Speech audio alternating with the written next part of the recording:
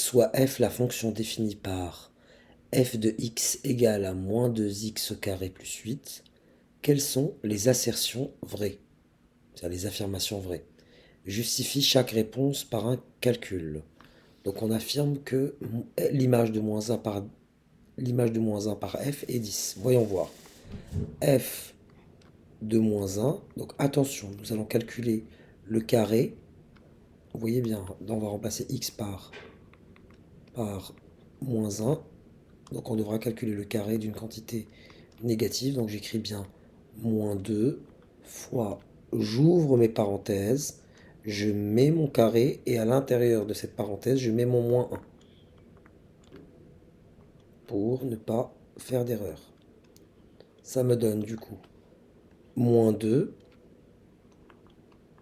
fois moins 1 au carré, sauf que moins 1 au carré c'est moins 1 fois moins 1, c'est égal à 1, plus 8.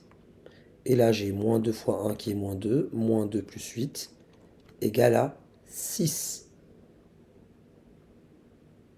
Donc la première affirmation, la première assertion est fausse. Et on l'a justifiée par un calcul.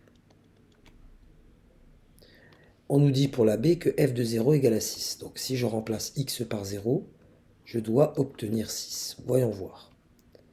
Moins 2 fois 0 au carré plus 8. Donc moins 2 fois 0 au carré c'est 0. Donc moins 2 fois 0 c'est 0. Plus 8, il ne reste plus que 8. Donc l'image de 0 par f c'est 8. Dire que l'image de 0 par f c'est 6 est une assertion fausse. On nous dit ici, lorsque je présente 9 à ma fonction, elle me donne moins 154. Autrement dit, l'image de 9 par la fonction f est moins 154. Voyons voir. F de 9 égale moins 2 fois 9 au carré plus 8, ce qui est égal à moins 2 fois 9 au carré qui est 81, plus 8. Moins 2 fois 81, ça fait moins 162. Et moins 162 plus 8 est égal, en effet, à moins 154. Il s'agit donc d'une assertion vraie. On nous dit enfin que f de 5 égale à moins 42. L'image de 5 par f serait moins 42. Voyons voir. F de 5 égale moins 2 fois 5 au carré plus 8, qui est égal à moins 2 fois, donc 5 au carré c'est 25, moins 2 fois 25 plus 8, moins 2 fois 25 égale à moins 100, et moins 100 plus, pardon, moins 2 fois 25, excusez-moi, moins 2 fois 25 c'est moins 50, et moins 50 plus 8 égale à moins 42. Enfin, déterminer le ou les antécédents éventuels de 0 par f.